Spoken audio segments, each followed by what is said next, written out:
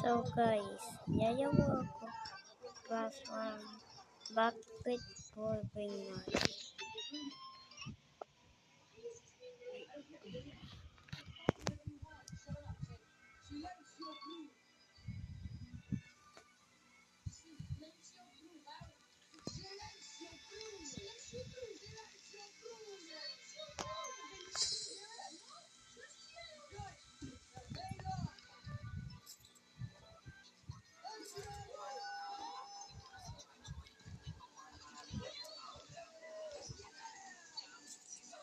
This what happened.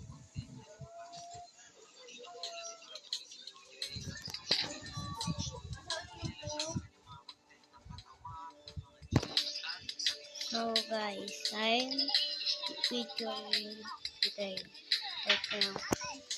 We need